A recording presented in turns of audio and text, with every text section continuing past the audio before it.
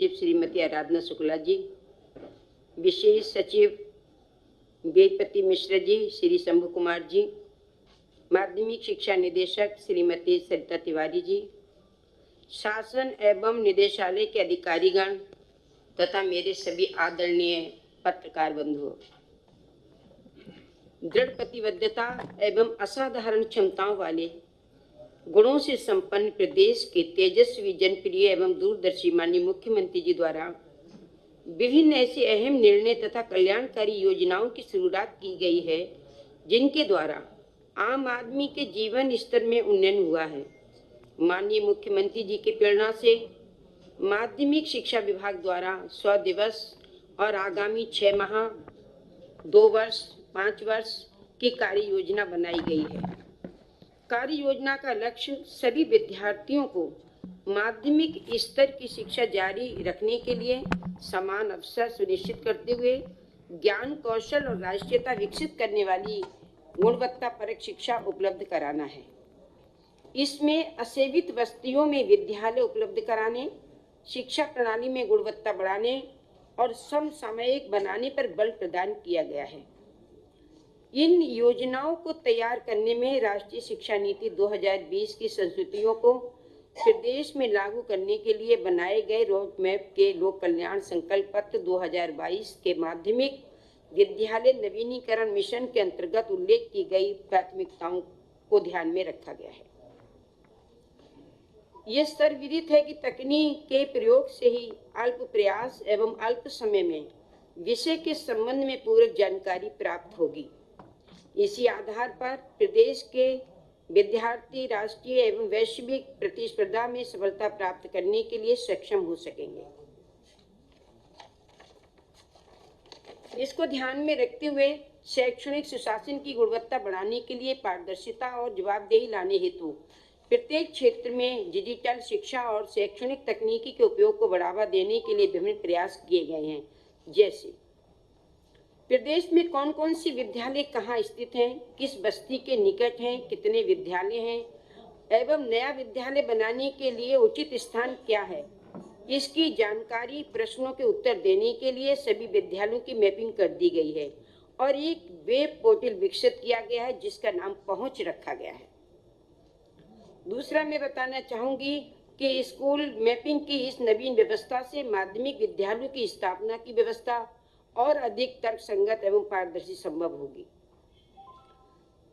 दूसरा, कक्षा 10 और 12 की जो परीक्षा बच्चे उत्तीर्ण कर लेते हैं उनको अपने भावी जीवन के लिए क्या क्या विकल्प रखने हैं उसके संबंध में बच्चों की सहायता के लिए करियर गाइडेंस पोर्टल पंख को विकसित किया गया है।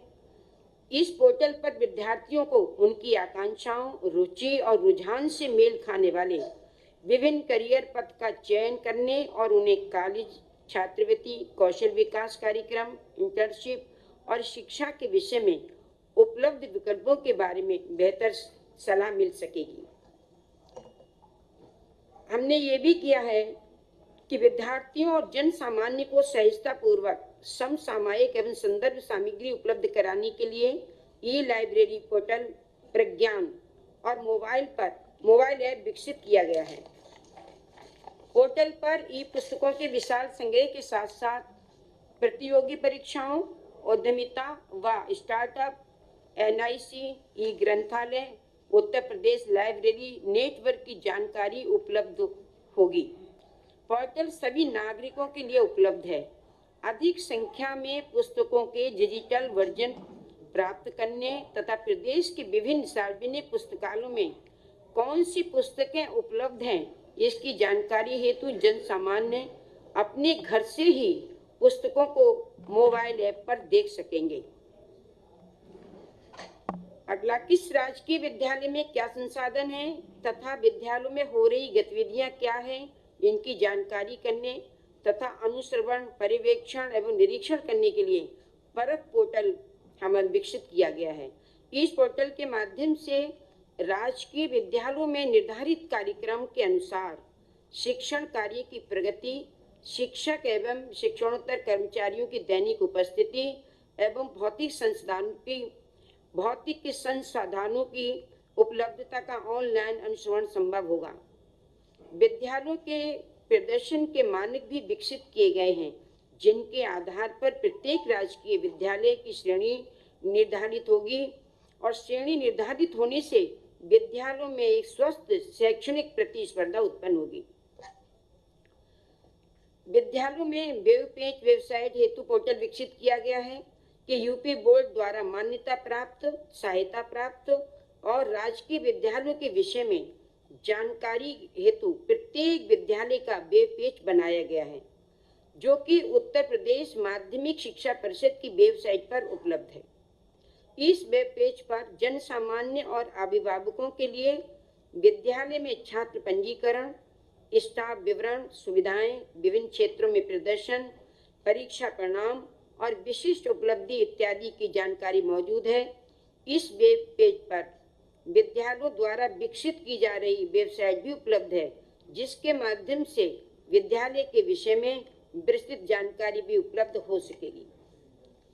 माननीय मुख्यमंत्री जी का संकल्प है कि हर आत्म कौशल और काम। हमारी सरकार का उद्देश्य पुस्तकीय ज्ञान के साथ साथ विद्यार्थियों में रोजगार परक कौशल विकसित करना है। इसके लिए एक कुशल नागरिक ही एक नए और बेहतर समाज को बनाता है और बेरोजगारी का अंत तभी संभव है जब प्रत्येक व्यक्ति अपना उद्यम स्वयं सृजित करने योग्य हो। माध्यमिक शिक्षा विभाग एवं उत्तर प्रदेश कौशल विकास मिशन के संयुक्त सहयोग से राजकीय विद्यालयों में अध्ययनरत विद्यार्थियों में वोकेशनल ट्रेनिंग के माध्यम से जॉब रेडी स्किल्स के विकास के लिए प्रत्येक कार्य दिवस में विद्यालय अवधि में निःशुल्क सर्टिफिकेशन कोर्स संचालित किया जाएगा, जिसमें माध्यमिक शिक्षा विभाग इच्छुक विद्यार्थियों को चिन्हित करेगा और कक्ष उपलब्ध कराएगा। कौशल विकास मिशन द्वारा प्रशिक्षण संबंधी आवर्ती व अनावर्ती व्ययों को वहन किया जाएगा। बच्चों की पढ़ाई की दृष्टि को देखते हुए, उनकी आवश्यकता को देखते हुए इन 100 दिनों में 39 हाई स्कूल और 14 इंटर कॉलेजों का निर्माण किया जा रहा है, जिसमें हाई स्कूल की जो स्थापना होगी उसमें 6,240 बच्चे और जो इंटर के विद्यालय खोले जाएंगे उनमें 2240 छात्र छात्राओं को अध्ययन की पूर्ण सुविधा उपलब्ध होगी। प्रोजेक्ट अलंकार के अंतर्गत ये व्यवस्था की गई है कि पारदर्शिता एवं गुणवत्तापूर्ण तरीके से राजकीय विद्यालयों के जो जर्जर भवन हैं उनका पुनर्निर्माण, विस्तार, विद्युतीकरण एवं आवश्यक अवस्थापना सेवाओं का विस्तार किया जाएगा। विद्यालयों में कहीं शौचालय नहीं है वो किए जाएंगे, कहीं चारों तरफ चार दीवारी नहीं है उसको बनवाया जाएगा। उनके विकास से संबंधित, उनकी सुविधाओं से संबंधित जितनी भी चीजें हैं वो सब इस अलंकार प्रोजेक्ट के अंतर्गत रखी गई हैं। बायोमेट्रिक अटेंडेंस, इस अटेंडेंस के द्वारा राजकीय विद्यालयों के शिक्षकों, शिक्षणोत्तर कर्मचारियों की नियमित उपस्थिति का अनुसरण करने के लिए लक्षित सभी जो 2273 हमारे राजकीय विद्यालय हैं इनमें बायोमेट्रिक अटेंडेंस डिवाइस स्थापना की गई है। राजकीय विद्यालयों में दैनिक उपस्थिति का ऑनलाइन अनुश्रवण होने से विद्यालयों में पठन पाठन और अधिक नियमित होगा और विद्यार्थियों के लिखाई पढ़ाई के स्तर में भी वृद्धि होगी। विद्यालय संचालन 84 नवनिर्मित विद्यालयों का संचालन किया जा रहा है, जिसमें इन विद्यालयों के संचालन से लगभग प्रति वर्ष 46,200 छात्र छात्राओं को गुणवत्तापरक शिक्षा उपलब्ध होगी। 65 बालिका छात्रावासों का संचालन किया जा रहा है, जिसमें सुदूरवर्ती क्षेत्र में रहने वाली वंचित समूह की लगभग 6500 छात्राओं का प्रतिवर्ष निःशुल्क आवासीय शिक्षा की सुविधा उपलब्ध कराने के लिए ये 65 बालिका छात्रावासों का संचालन हो रहा है। इसमें बालिकाओं के ड्रॉप आउट में भी कमी होगी और उनकी माध्यमिक स्तर की शिक्षा भी सुनिश्चित की जाएगी। राजकीय विद्यालयों में वाईफाई की भी सुविधा दी जा रही है। इससे 2273 राजकीय विद्यालयों में वाईफाई की सुविधा प्रारंभ हो गई है। इस सुविधा से शिक्षकों द्वारा इंटरनेट पर विभिन्न विषयों पर उच्च कोटि के शैक्षणिक वीडियो के माध्यम से शैक्षणिक कार्य करने में सुगमता होगी। शिक्षकों द्वारा भारत सरकार के दीक्षा पोर्टल पर ऑनलाइन निष्ठा प्रशिक्षण भी प्राप्त करना होगा। इंटरनेट सुविधा के उपयोग से स्मार्ट क्लासेस का संचालन किया जा सकेगा। इससे विद्यालयों में स्थापित सीसीटीवी कैमरों को बाधा रहित रूप में संचालित किया जा सकेगा तथा सुचारू शैक्षणिक अनुश्रवण एवं प्रशासनिक प्रबंधन में भी मदद मिलेगी। विद्यालयों में वाईफाई की सुविधा उपलब्ध कराना लोक कल्याण संकल्प पत्र में उल्लिखित है। विद्यार्थियों की ईमेल आईडी का भी व्यवस्था की गई है। इसमें इसके प्रयोग की क्षमता विकसित होने से विद्यार्थियों को सूचना और जानकारी के आदान प्रदान में सुगमता होगी, समय की बचत होगी। विभाग द्वारा भी विद्यार्थियों के साथ साथ शैक्षणिक और विभिन्न उपयोगी जानकारियां प्रदान करने हेतु संवाद किया जा सकेगा। विद्यालय भवन नवीन मानकीकरण, जो विद्यालय अब बनाए जाएंगे उसमें नए तरीके से उसका जो नक्शा तैयार किया जाता है, जो इधर उधर की चीजें थी अनुपयोगी मदों को हटाकर समय समय पर किए गए नीतिगत परिवर्तनों और शिक्षा नीति 2020 की अनुशंसाओं को दृष्टिगत राजकीय विद्यालय भवन के मानचित्र व आगणन का नवीन मानक तैयार किया गया है। नवीन मानकीकरण में लैंगिक एवं समावेशी शिक्षा उपलब्ध कराने हेतु आवश्यक प्रावधानों का समावेश किया गया है। इसमें मानकीकरण में भूमि की उपलब्धता के आधार पर डिजाइन के विकल्प भी प्रस्तावित हैं। इस नवीन मानकीकरण से विद्यालय की धारणा क्षमता में वृद्धि होगी तथा संचालन की दक्षता में भी वृद्धि होगी। अध्यापक पुरस्कार हेतु चयन के मानकों में संशोधन। अध्यापक पुरस्कार हेतु प्रचलित नीति को और अधिक युक्ति संगत बनाने, अध्यापकों की संख्या के आधार पर प्रतिनिधित्व को ध्यान में रखते हुए विषयवार, वर्गवार पुरस्कारों की संख्या निर्धारित करने के लिए पुरस्कार हेतु संशोधित प्रक्रिया एवं मानक तैयार किए गए हैं। इससे शिक्षा के क्षेत्र में उत्कृष्ट कार्य करने वाले प्रत्येक विषय वर्ग के अध्यापकों को राज्य अध्यापक पुरस्कार एवं मुख्यमंत्री अध्यापक पुरस्कार प्राप्त करने का अवसर प्राप्त हो सकेगा। नवीन विद्यालय मान्यता की संशोधित व्यवस्था।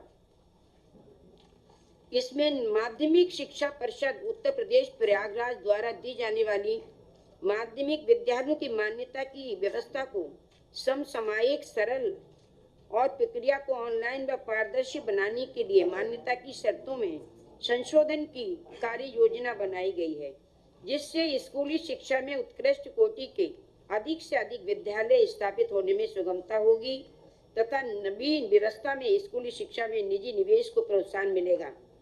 इसके साथ राष्ट्रीय शिक्षा नीति 2020 द्वारा अपेक्षित मानकों की व्यवस्था पर भी बल प्रदान किया गया है।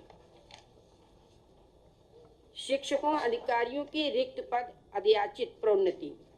विद्यालयों में पठन पाठन के प्रभावी और जवाबदेह वातावरण सृजित करने के लिए शिक्षकों के रिक्त पदों पर समयबद्ध चयन एवं पदोन्नति के माध्यम से उपलब्धता के लिए सीधी भर्ती के समस्त रिक्त पदों का अधियाचन प्रेषित किया गया तथा पदोन्नति की गई है। इसी प्रकार सामान्य शिक्षा संवर्ग के समूह खा एवं का के रिक्त पदों के प्रति अधियाचन, प्रेषण एवं पदोन्नति की कार्रवाई की गई है। समयबद्ध चयन और पदोन्नति से विद्यालय कार्य क्षमता में सुधार होगा और जन सामान्य को समयबद्ध बेहतर सुविधाएं प्राप्त होंगी। सहायता प्राप्त संस्कृत विद्यालयों में शिक्षक चयन की नवीन प्रक्रिया। सहायता प्राप्त संस्कृत माध्यमिक विद्यालयों में शिक्षकों के चयन हेतु वस्तुनिष्ठ प्रक्रिया तैयार की गई है। इससे संस्कृत माध्यमिक विद्यालयों में योग्य शिक्षकों का समयबद्ध चयन सुनिश्चित होगा और शिक्षकों की उपलब्धता हो जाने से पठन पाठन की गुणवत्ता में सुधार आएगा।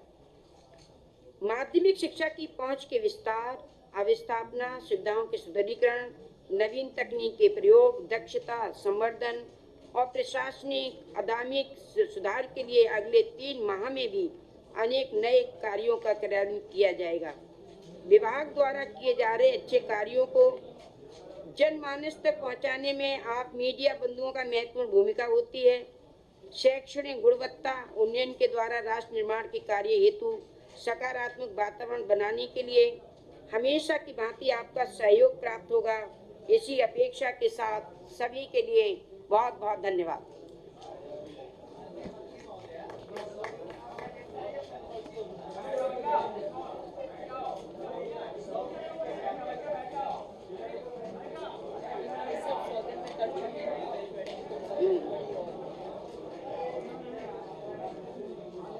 कहने दो।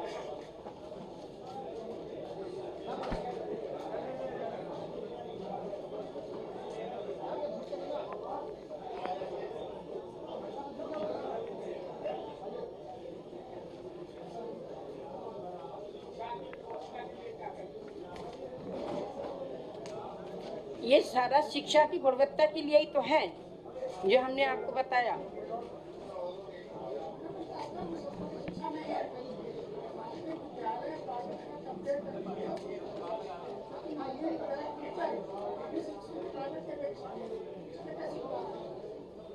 आपकी आवाज समझ में नहीं आ रही है।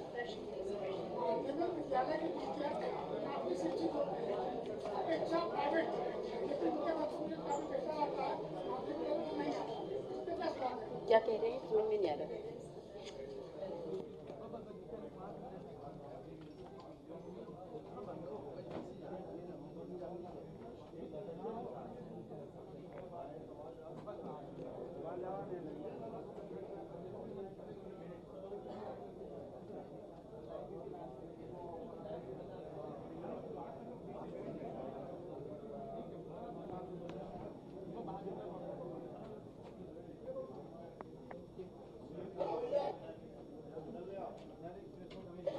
नहीं, आपने अभी जो प्रश्न किया प्राइवेट शिक्षकों के रिजल्ट के बारे में आप पूछ रहे हैं, तो आप तो ये समझते ही हैं कि प्राइवेट विद्यालयों में जितनी सुविधाएं हैं वो सारी सुविधाएं हम उनको देने का प्रयास कर रहे हैं अपने विद्यालयों में। जैसे उनके प्राइवेट में सारी सुविधाएं हैं वैसे माध्यमिक स्कूल में भी ये सारी सुविधाएं देने के लिए कर रहे हैं। इसीलिए हम हमारा प्रयास है।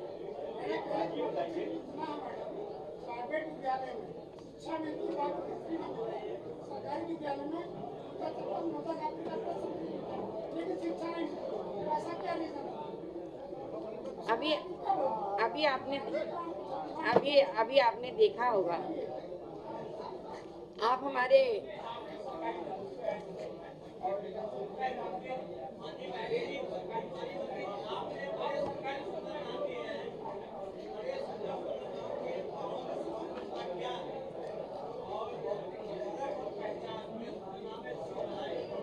धन्यवाद।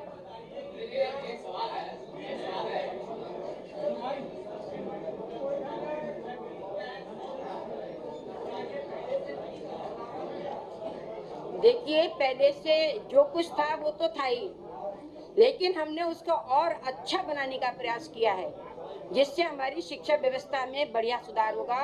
और इसका परिणाम, अभी एक मिनट, इसका परिणाम आपने देखा कि कोरोना काल के चलते हुए भी हमारे शिक्षा विभाग ने इतनी मेहनत की और आप सब लोगों का सहयोग रहा जिससे हमारा 88% से ऊपर रिजल्ट रहा। बोर्ड का 88% से ऊपर रिजल्ट रहा। ये इसी का परिणाम है कि हमारा शिक्षा विभाग पूर्ण रूप से इसमें सक्रिय रहता है। सारा शिक्षक हमारा सक्रिय रहता है, प्रबंध समिति हमारी सक्रिय रहती है और हमारे सब अधिकारी सक्रिय रहते हैं।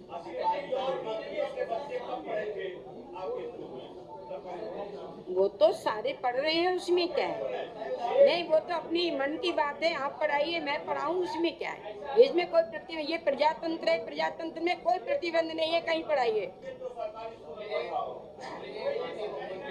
ये प्रजातंत्र है, किसी के ऊपर कोई प्रतिबंध नहीं लगा सकता। जिसकी जहाँ इच्छा हो वहाँ वो अपने बच्चों को पढ़ाता है। हम पढ़े सरकारी स्कूल में, और ये सरकारी स्कूल की देन है कि हम यहाँ बैठे हैं। नहीं, हम पढ़े हैं।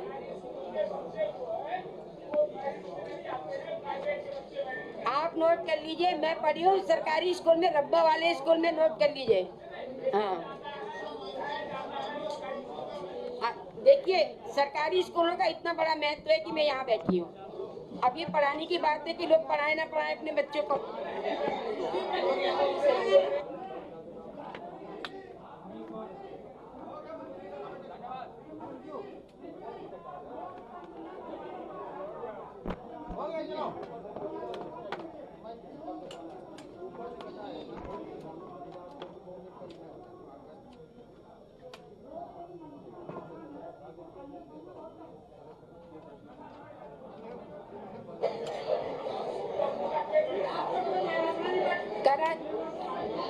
एक मिनट सुनिए, एक मिनट सुनिए। करत करत अभ्यास के जड़मत होत सुजान। तो व्यक्ति जब अपना कर्तव्य का पालन करता है, अपना लक्ष्य निर्धारित कर लेता है, तो आईएएस नहीं, उससे भी ऊपर जो डिग्री होती होगी वो भी प्राप्त कर लेता है। उससे कोई बड़ी बात नहीं।